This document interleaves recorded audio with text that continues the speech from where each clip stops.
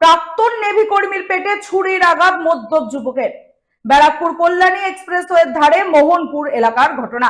আহত প্রাক্তন নেভি কর্মীর নাম দীপঙ্কর সরকার। আহত নেভি কর্মী হাসপাতালে চিকিৎসাধীন বলে জানা গিয়েছে। মাংস কিনতে এসে প্রাক্তন নেভি কর্মীর পেটে মাংস কাটা ছুরি ঢুকিয়ে দিল এক মদ্যপ যুবক। ব্যারাকপুর কল্যাণী এক্সপ্রেস এর ধারে মোহনপুরে মোড়ে মাংস কিনতে এসেছিলেন প্রাক্তন নেভি কর্মী দীপঙ্কর সরকার, বয়স 60 বছর। তিনি মোহনপুরের একটি দোকান থেকে মাংস কেনার সময় হঠাৎই স্যাম পাসওয়ান নামে বছর 25-এর এক যুবক সেখানে আসে এবং কোনো কিছু বুঝে ওঠার আগেই মাংস কাটার যে চপার রাখা ছিল সেই চপার পেটে ঢুকিয়ে দেয় দীপঙ্কর বাবুর পেটে। পেটের একটি অংশ বাইরে বেরিয়ে আসে আর তারপরেই তাকে ব্যারাকপুরের একটি বেসরকারি নার্সিংহোমে নিয়ে যাওয়া হয়। সেখান থেকেই তাকে ব্যারাকপুরের বেশ হাসপাতালে নিয়ে যাওয়া হয়েছে। ঘটনাস্থলে মোহনপুর থানার পুলিশ পৌঁছেছে।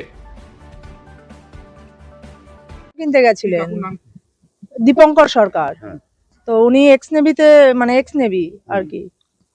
তো পরে আমরা খবর পেলাম, সবাই দেখছি যে ছোটাছুটি করছে, এই সামনের বাড়ির কাকিমা, এই পাশের বাড়ির কাকিমা। তো জিজ্ঞেস করাতে বললেন যে কোনো অ্যাক্সিডেন্ট হয়েছে। আমরা এইটুকুনি প্রথমে জানলাম, পরে আরেক প্রতিবেশী দাদার থেকে শুনতে পারলাম যে কেউ কোনো পাগল ভোজালি মেরে চলে গেছে, ব্যাস এইটুকুনি জানি আমরা। না, সেইটা জানার জন্য আমরাও ছোটাছুটি করছি। ওখানে লোক কম রয়েছে, তো আমরা বারবার ফোনও করতে পারছি না, সবাই ডিস্টার্ব ফিল করবেন বা কোন পজিশনে রয়েছেন সেই জন্য।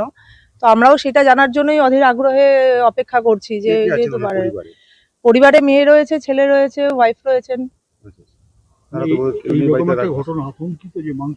না, সে তো অবশ্যই পাড়ার একজন কাকু এরকম গেলেন, সুস্থভাবে গেলেন। দুদিন আগে ওনাদের বাড়িতে পুজো ছিল, সেই সব উৎসব টুৎসব হলো, দেখা হলো, কথা হলো।